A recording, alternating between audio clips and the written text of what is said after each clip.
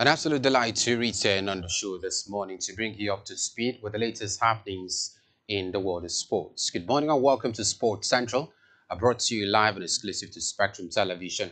I am Mutabe David. Emerging champions over the course of the weekend across different sports activities, from the world of tennis to the basketball scene, where we finally saw the NBA Finals getting to the height of it, and one franchise being named champions after the last game of this series. We'll also look at what's happening in the world of football this particular morning. We'll also look at track and field, with the conversation also surrounding around Nigerian sprinters, what's become of the side, and what to look for in the Cup. The FIFA Club World Cup is still up and running. Game 2, especially for some teams who played early in the tournament, and some teams already knocked out of the FIFA Club World Cup. We'll also look at the world of transfers, with players and coaches looking forward to move left, right, and center. But before we bring you up to speed with all of these, let's first of all bring you up to speed with what's happening and trending in the exciting world of sports. Welcome once again.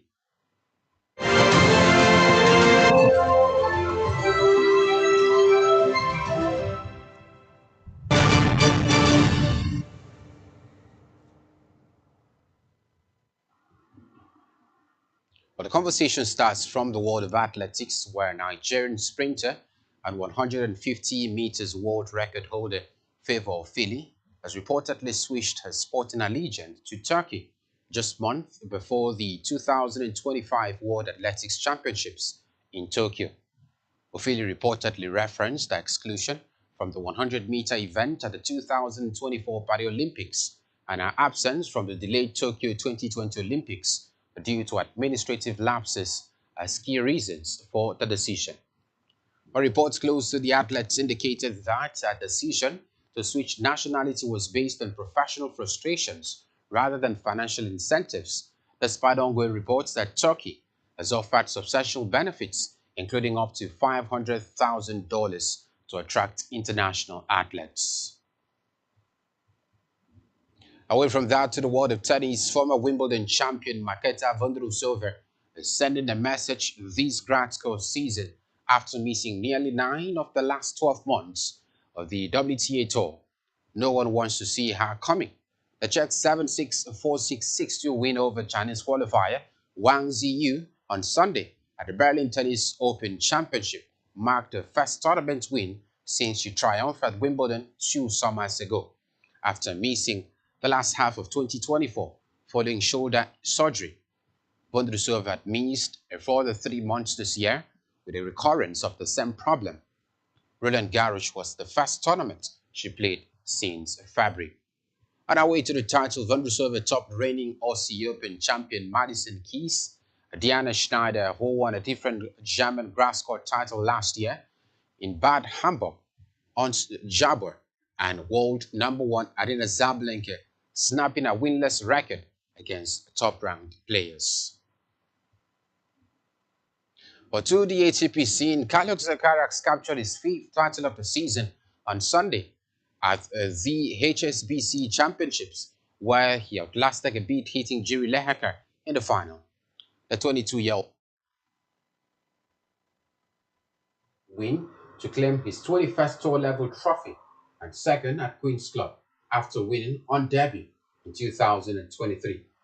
Lehekar, competing in his first grass final, held his own through 2 tightly contested sets, but Alcaraz showed his class in an inspired deciding set display to prevail.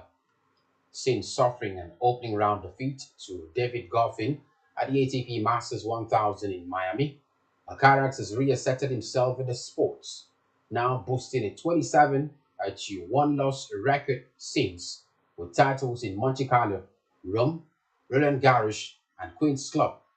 Alcaraz extended his lead over his second-place Yannick Sinner in the ATP Live Race to Turin to 2,240 points. Well, straight to the world of basketball, the Oklahoma City Thunder took home the 2025 NBA Championship, the first in the franchise's 17 years here, with a 103-91 victory over the Indiana Pacers on Sunday in Game 7 of the NBA Finals, capping a historically dominant year and remarkable turnaround. The Thunder went from winning 22 and 24 games respectively in 2020 and 2021 and 2021 to 2022 to claiming the top spot in the Western Conference playoffs each of the past two seasons. They followed up a 56-win campaign last season with 68 wins in 2024 and 2025, one of the 7 best single-season marks in the NBA history. They set the record for the largest points differential of all time in the regular season, smashing a mark that has stood for more than half a century. The Pacers lost key players Tyrese Haliburton to a leg injury just 7 minutes into the contest when he slipped and fell while driving towards the basket, but still held a narrow 48-47 lead at halftime. However, the Thunder, who with an average age of 25.6, are the youngest side to win an NBA Finals title since the Portland Trail Blazers in 1977, outscored them 34-20 in the third quarter and pushed the lead out to as many as 22 points in the fourth quarter. Well, finally, from the world of football, 9-time African champions, the Super Falcons, will take on the senior women's national team of Portugal in a friendly match in Lisbon today as part of their preparations for the 2024 WAFCON tournament in Morocco. The 2024 WAFCON tournament will be played from July 5 to 26 in the North African country. The Falcons contingent flew out of the federal capital, Abuja, to Casablanca, Morocco on Sunday morning aboard the Royal Air Maroc flight and then traveled to Lisbon. Monday's encounter will take place at the Estadio José Gomes in the Amadora precinct of Lisbon and will commence at 7 p.m. Portugal time, 8 p.m. Nigerian time. It's the second friendly the team will be involved in recently, having beaten Cameroon 2-0 in Abeokuta earlier this month. Justin Madugu's team have trained at the Nko Abiola National Stadium on Thursday evening and at the Turf Arena on Friday and on Saturday in preparation of today's encounter.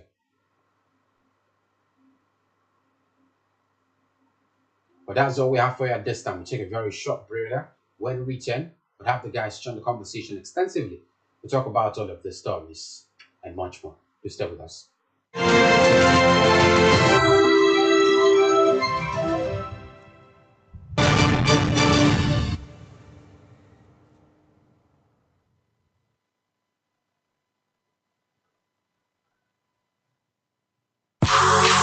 Get ready for the exciting showdown, the biggest news, the toughest competition, and the most thrilling moments. From the gridiron to hardwood, and from the pitch to the track. Join us for Sports Central, the most electrifying sports program on television, every weekday from 11 a.m. to 12 noon on Spectrum Television.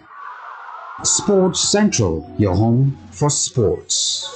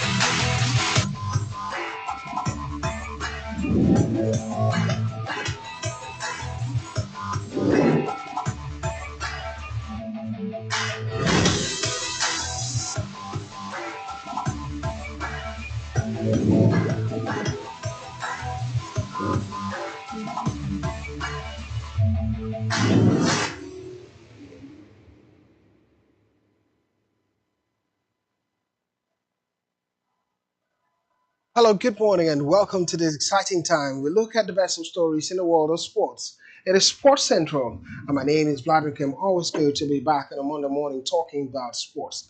Well, most of the ultimate conversation in the world of sports was centered around one big story, especially from its printing athletic football.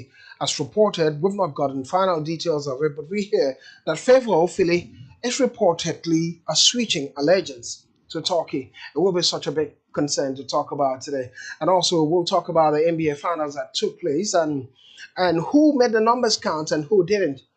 It will be a conversation on the show. Stick around definitely. And we'll talk about football stories. The Club World Cup taking center stage and looking even further interesting. Some of the big teams are qualifying, but still looking forward to the smaller teams doing magic. Brazilian teams are trying to also lock ons with the big guns in Europe. Well, Utuba David joins the conversation this morning. Utuba David of Infinitin also being part of it. Utuba David, good morning. A pleasure to return. Fine Monday morning to return as well. After we saw what happened over the course of the weekend, emerging champions from different competitions. And I think the FIFA Club World Cup is beginning to even hold momentum. Some of the top guns are actually doing quite well in game two. And we might just see more interesting fixtures before the end of it. And before the end of it, Infinitin, I'm so good to see you too there. Exciting nation work. Gift Monday showed the importance of team spirit, releasing a statement that even if she's not part of the AFCON squad, she's going to be with the team in spirit and cheering the girls. That's good news to hear, knowing that there's no bad blood between Gift Monday and the leadership of the Super Falcons of that. Well, it brings many questions that many people have been asking about Gift Monday and Falcons list. Looking forward to the WAFCON Nigerians are hoping to nail in the 10th WAFCON. Well, we got to see how it happens, but she's wondering why she's not part of it because she's such a superstar with Washington Spirit. It will be a conversation quickly. And let's start a conversation from a Nigerian point of view. Favour Ofili are reportedly switching allegiance to Turkey. Well, to start with you in this one, when you hit the story, what came to mind? Remember the Paris Olympic where she wasn't named in there, and those crises somewhat somehow. No real statement was made at the end of it to why she couldn't participate. Well, many said it was a flaw of the organizing committee, the Olympic committee at that time. But now the story we're hearing, a Favour Ofili wouldn't be part of the Nigerian team any longer. She switched allegiance to Turkey. Well, first of all, I think I wasn't surprised about the story when I first came across it because she's been in the news not just once, but I think twice in the last few years as regards the Athletics Federation of Nigeria and herself especially. I think most times when you have people who are outspoken this way, you tend to look at them and look at the very fact that they're also trying to, of course, defend their fellow athletes because it's something we've actually seen in the athletic scene right here in the shores of a country. Recall very last year, there was conversation about omitting a name Yeah. from the 100 meters, race, which wasn't supposed to be so. Outside maybe Toby Amosan, I mean, we're talking about Favour Ofili being in that same card in terms of, Nigerian athletes who've actually won medals for Nigeria and international competitions. So if you're omitting the name, whether it was a mistake or not, which the FN has failed to clarify up until now, it still becomes questions as regards, investigation. The former Minister of Sports said something about investigation.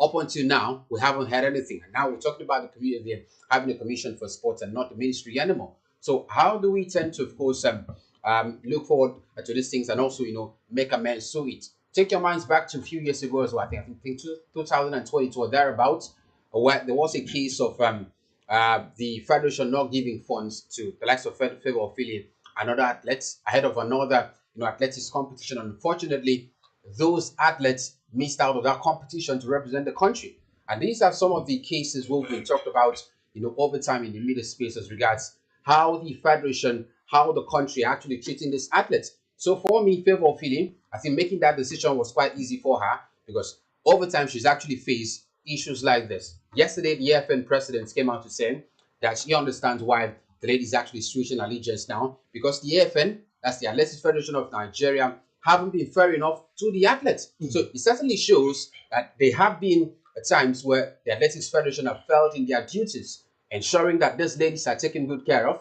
And I could also understand why usually we also have cases of anti-doping cases, especially for Nigerian athletes. Because if you do not conduct thorough tests as a federation before an international tournament, you get to affect these athletes. Because most times they can not deliberately take in substance that are banned at the international tournament. And when they go over there, of course, we have issues of anti-doping case. That's how it starts. So I think the federation now is actually a clarion call. They have to sit up and work harder.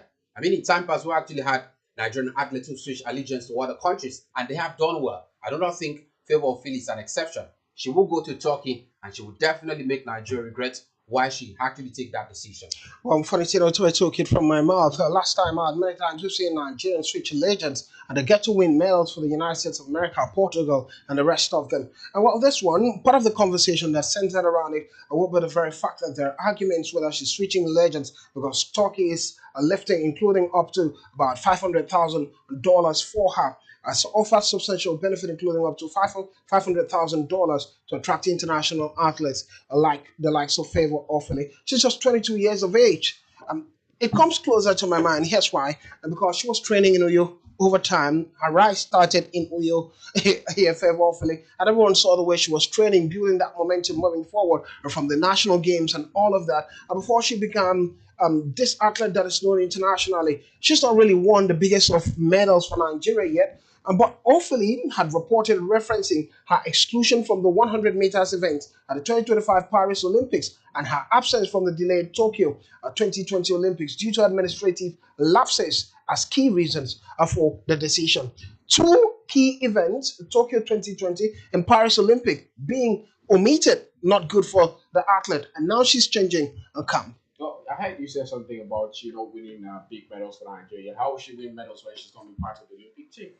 Miss 2016 Olympics, Miss 2020. She's probably trying to put herself in a better position so she will not miss the next Olympics. So I understand where her decision to switch allegiance is coming from. She'll still always be a Nigerian. Her what do they call it, international passport, whatever, will still be a Nigerian. So she's still a Nigerian, but representing the Turkey. I think it's no more Nigerian athlete. Well, yeah, I know more Nigerian, but she's still a But a Nigerian. Whatever she does, I'm sure Nigerians will always find a way to bring the glory to them. So look at Anthony Joshua. We always call him a Nigerian. Man is British. I've seen his passport before. It was that British. He's also a Nigerian. Come on. If it was no Nigerian, then if you're a Nigerian, you put put the British Nigerian. It was just British. Well, you So can at the end have of many passports. Come on, maybe, before it's maybe. But at the end of it, I would say Favour Ofili has done a good decision. And one thing I'm really happy about is that now other athletes will see, oh, there's a route for us to follow. If things are not done the right way, we can do what Favour Ofili has done, and that's going to make the AFN to sit up, just like BT said. Because when you look at it, right now it's always looking as if there's no other route for you to follow. When things do not go right, you just have to fold your hands and sit down and bear the repercussions. But now Favour Ofili has paved the path, and I'm sure other athletes would always attempt to maybe even use it as a bargaining factor now. You tell the AFN, if you don't do this, I'm going to move to Turkey. If you don't do this, I'm going to move out. Remember Nigerian athlete who participated for who represented Cyprus at the last Olympics. So right now, Nigerian athletes have a way they can go to if Nigeria does not work, and I'm very happy for them. Well, to be David, there's a conversation about patriotism in here on one side, and the other angle of the question would be, what do we learn from this? Because it's happened time. It's not the first time we've seen a Nigerian athlete change camp to another country. It's happened before. I remember a sprinter at a time joined Portugal, weightlifter at a time, boxer at a time, and it's almost always happening. While we're also having some Nigerians that are saying home is home or coming back. But what do we learn from this? Because it seems like every time it keeps happening, no lessons. Well, I think the AFN, to be very precise, have to even learn more than us because it has happened over time. Yeah, Over when I the say years. what we learn, it's them I'm talking about. So I'm just looking at the case where you mentioned patriotism. Yeah, I also understand that, but patriotism won't put food on your table. I mean, patriotism won't make you that more top class, athletes where many are looking forward to seeing, and I think it's quite bad. Recall after the end of last year Olympics, we had this same Favour Ofili, come out to, of course, I talk about some of our colleagues who representing the United States of America, and she was busy telling us the amount of money they receive monthly to take care of themselves in terms of fitting medical bills when they are injured in training and all of that. But that particular benefits are not seen in the federation called Nigeria. And you expect these athletes to go outside represent the country, bringing medals for you, gold medals, silver medals, and all of that. It doesn't work that way. If you're not taking care of these athletes, do not expect quality representation at the international scene. So I think for the NFF now, NFN rather, what is actually teaching them and learning us particularly is the very fact that they have to treat athletes well. It might not just be all the athletes, but you could imagine if Toby Amusan decides to switch allegiance now.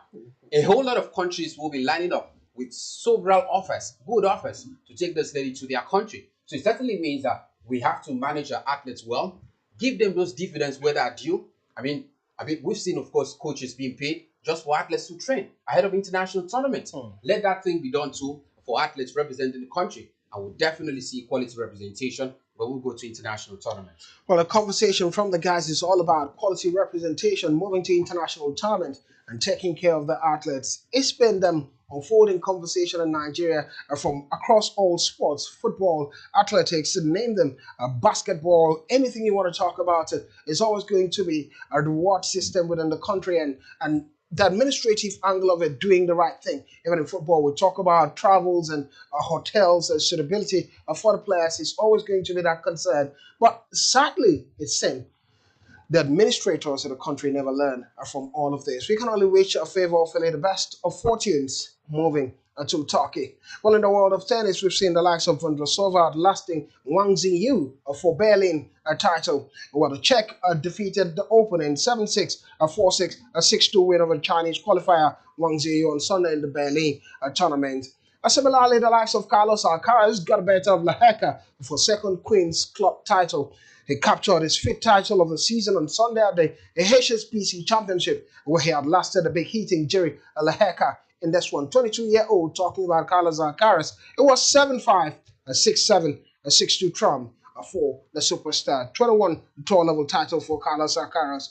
Meanwhile, in the world of basketball, before we get to talk about football, this interests me the most. It was Gilgeous Alexander guiding the Thunders to the NBA Finals. Oklahoma City Thunder took home the 2025 NBA Championship, the first in the franchise 17 years, a 103-91 victory over Indiana Pacers, Game 7. Unfortunately, let's start this one now. It makes interesting. We've been following the NBA right from the beginning of the season, going to the playoffs, the play-ins and the playoffs. So it was such a tournament. In the regular season, we saw the performance of Oklahoma City Thunders somewhat somehow took it to the finals, but it was such a close battle, I must say.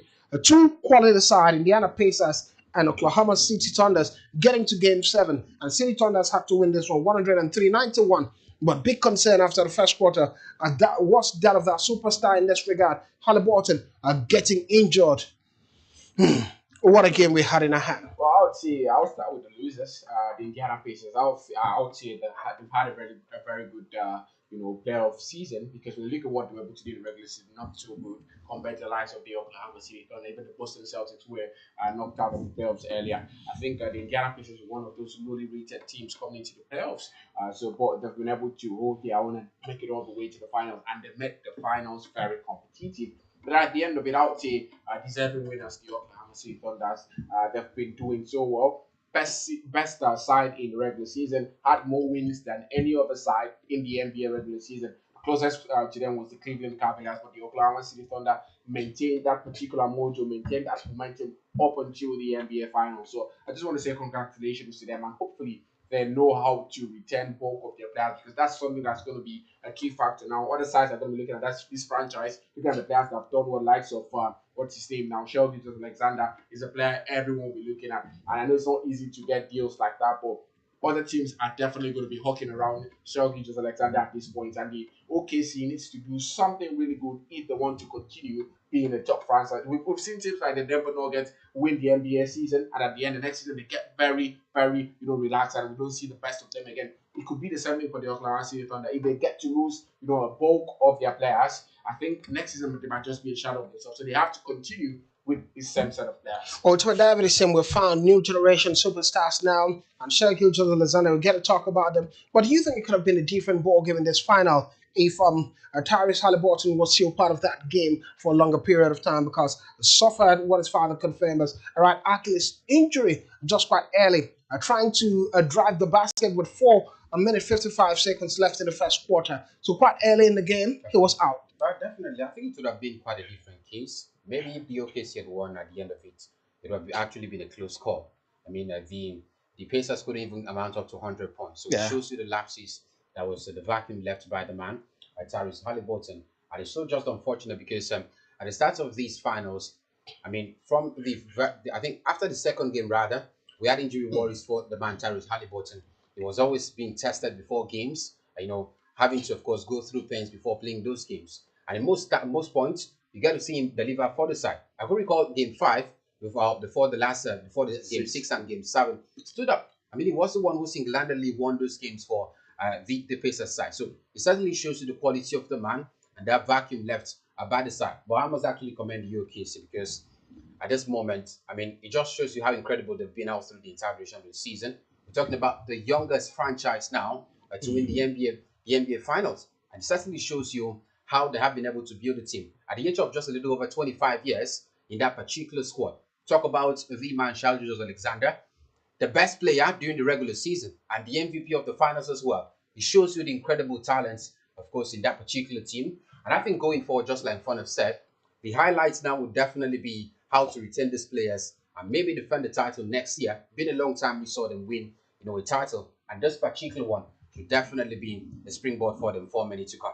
This one should be a springboard for them for many to come. Funny thing, before you get to talk about football stories, let's talk about the best player in the NBA and what a season he's had. First, it started with winning the Bill Russell Trophy, awarded to the final MVP. And I think the first time in 25 years, having a player win the regular season's MVP and the finals MVP. The first time in 25 years. I can't remember, I think LeBron James, the last one that won it far back, is that conversation. But history gets to show he averaged about 32.7 points during the regular season and 30.3 points during the finals. Well, join exclusive list of players to win the MVP and finals MVP in the same season.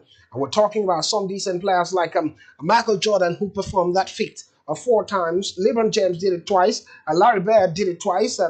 Tim Duncan, Shaquille O'Neal, Hakim Olajuwon also did it. Magic Johnson, Moses Malone, Karim Abdul-Jabbar, and Willis Reed big profile players there. A big question I want to ask would be what really stood out for Alexander in this particular one? Well, I remember when I told you he's going to become the MVP of the season, and you told me it's early days. But I've seen this man. I watched him about a few games. I'm not really a basketball lover, but I had to sit down and watch some OKC games, and I saw the man what he was doing for that side. This man, Maybe you start being a basketball lover now. I really don't like the game that much. But at the end of it, I would say Shea Alexander has been, he's an elite player.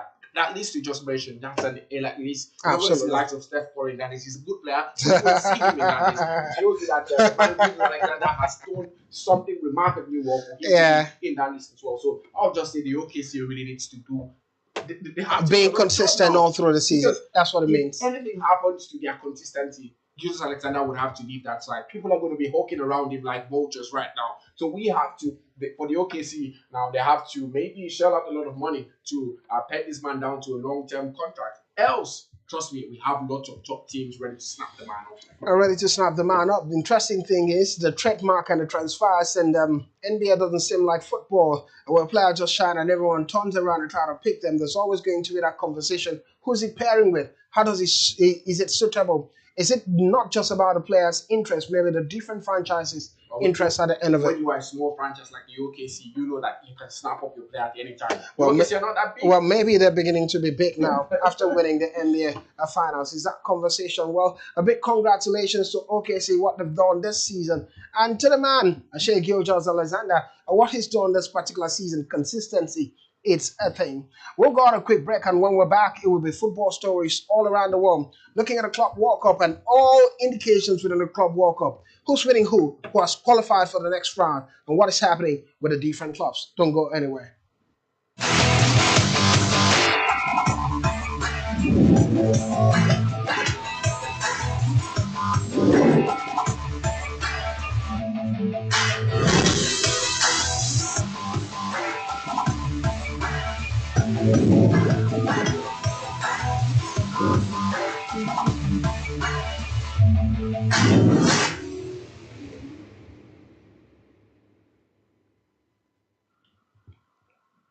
Welcome back. It is Sports Central. And my name is Vladimir Kim, the guys you see seated at the table of greatness are ready for the talking point in the world of football. And football, here we go, they're going nowhere. We got to nail it here as fast as possible. Well, early conversation begins from home in the world of football. Would be the Super Falcons preparing for the WAFCON, a pre-sort of friendly game, a WAFCON friendly game it is for them. They'll be facing Portugal today. It's a big one. 9-time African champions fighting it out in Lisbon.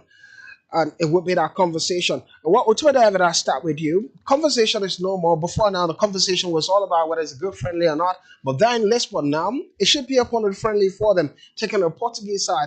Portugal, they're not European champions, but a top European team, no matter how you want to look at it. I think it's quite good. A good, friendly. Though some saying it would have actually been against, an African side. Name the name. Some fun said it.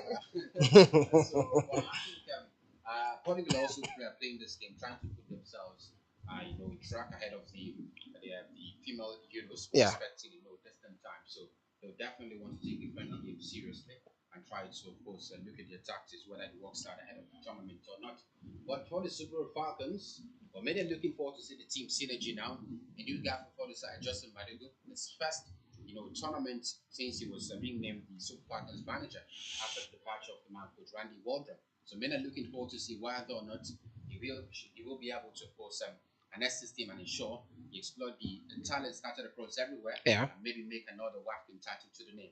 The most successful side in the history of the WAFCON certainly shows you that there are several expectations for the Super Falcons side ahead of the tournament. Several expectations for the Super Falcons side ahead of the tournament. We hear the tournament takes place from July 5th to 26th in North African country. Morocco is that conversation. We'll switch gear and talk about the talking points. It would be still regarding that competition as Washington Spirits gift on Monday is shocked by Nigeria's WAFCON swap. I know the guys mentioned it at the introductory part of this particular show about gift on Monday.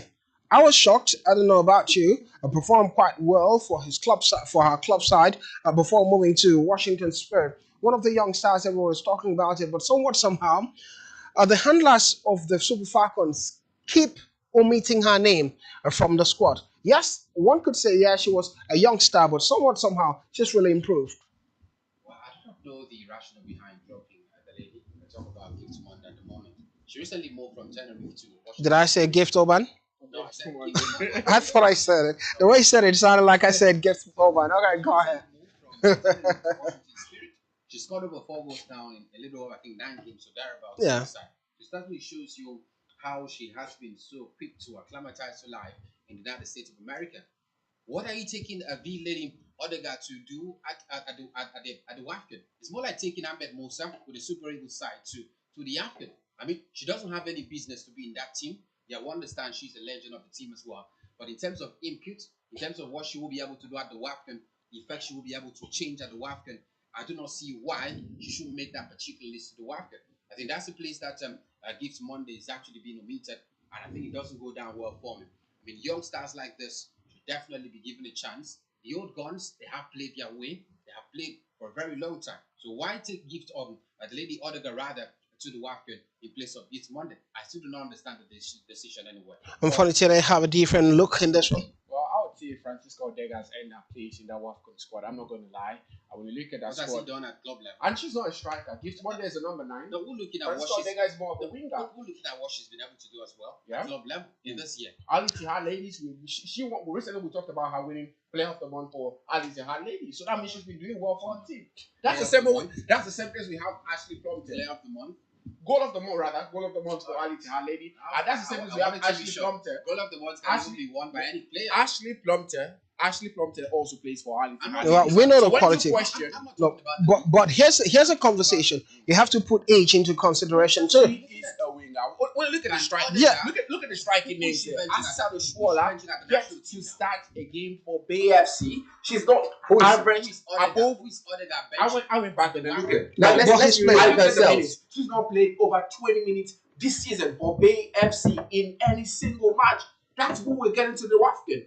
That's who we're getting to the WAFCON. That's Asisa Shwola. Alright. As our number 9. But let's put it this way, Fonitina. I can understand. Not to take anything away from Francisca Odega, but you look at Asisa Rashola, look at Francisca Odega, put side by side. Francisca Odega has been in the national team before. For a long time.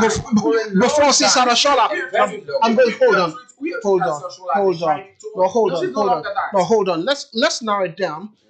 Francisca Odega started in the national team before Asisa Rashola. So obviously she's older than Asisa Rashola. Number 2, she's playing in Ali Tihad. Asisa Rashola is playing in Bear FC in the United States of America. You cannot compare both leagues by any standard. It's like a player sitting on the bench at Arsenal, and you go to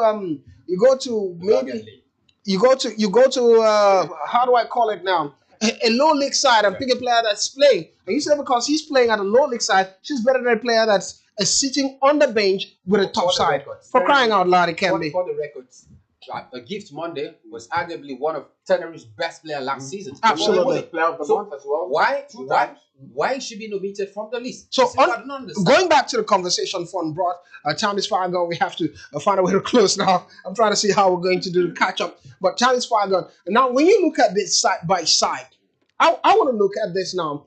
You're bringing 2 older players that are not top quality into the team. side And there's no and guarantee dropping they a will youngster. play consistently.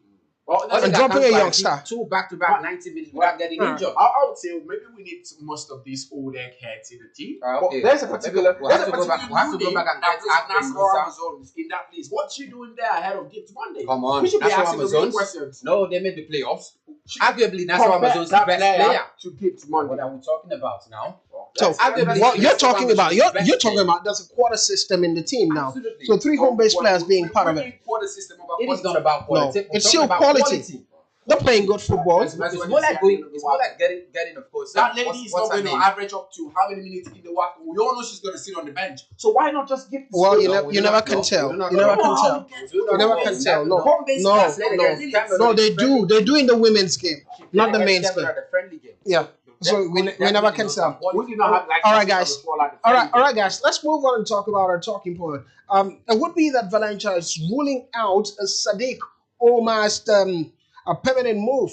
And it's that conversation. We can't really talk much about it, but the fact that it's moving to Valencia, we're hoping that probably at the end of the season they could make the move permanent, but it's not happening. I hear he's also having talks with the likes of Che, hoping to join the newly promoted side.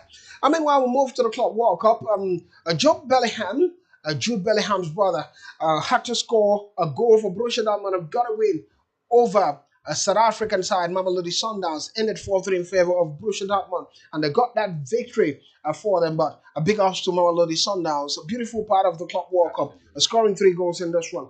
Inter had to snatch a late win to break Orowa Red's hearts. Well, sad story, European side, nailing it against a Japanese side in that direction. Well, Xavi Alonso had his first Real Madrid win and eliminating Pachuca at the Club World Cup, while Manchester City had a rout against Al Ain as a Czech, he scored first a goal. Well, before we get to talk about transfers, let's talk about the Club World Cup, what transpired now. City now qualified. Last game for them, I think, is going to be on Saturday, Durban against Juventus, the battle to see who gets to top the group. But a young star for City, after beating that opening Al Ain, many tacted the Abu Dhabi. We're talking about what's the name now? Sheikh, the honors here of Middle East from Middle East, Sheikh Nasser from Manchester City, and the elder sibling, Sheikh Mohammed of Al Ain, battling it out at this one. 6-0 it was, no friends in it. Well, moving boys, I'm not surprised City were able to post at the backs of them. They haven't got any win, nor any points in that particular group. But I think I'm quite satisfied with the display of Echeverri. I just wish you will be given a game time rather, at that football club. We know it's going to be difficult anyway. Yeah, definitely. Youngster. Yeah, youngster. 19-year-old. Yeah, definitely. But I think played the under 17 World Cup, captain Argentina at the time. Yeah, he was the highest scorer in that tournament. Went to River Plates. Absolutely. So, good win for City. We're looking forward to the next. Well, good win for City. We're looking forward to the next. Marcus Rashford says he hopes to play alongside Lamine Yamal. I don't know how that's going to happen. And Paul Pogba to join Monaco on a 2-year deal. And Arsenal could drop Sesko interest because of the wage demand we hear. And Manchester United linking with Keane, a swap, as Andre Christensen is expected to leave Barcelona at the season. Well, we're about to leave the set equally. I thank you guys for being a part of the show. A quick one we had to do this one. I wish we had time to talk about Marcus Rashford. So well, we'll talk about it tomorrow. How do things change quickly for Marcus? 28-year-old, speaking highly of a 17-year-old. I think he's a football icon. I saw what somehow Lamine Yamal is a football icon. Well, since Fun came, he became an icon for us, and that's the way it is. Once representative, Marcus Rashford. All right, thank you guys. Here we draw the curtain to today's edition of Sports Central. We'll return tomorrow for further conversation, and probably the Marcus Rashford conversation will return similarly. Thank you for being a part of it, and we bounce.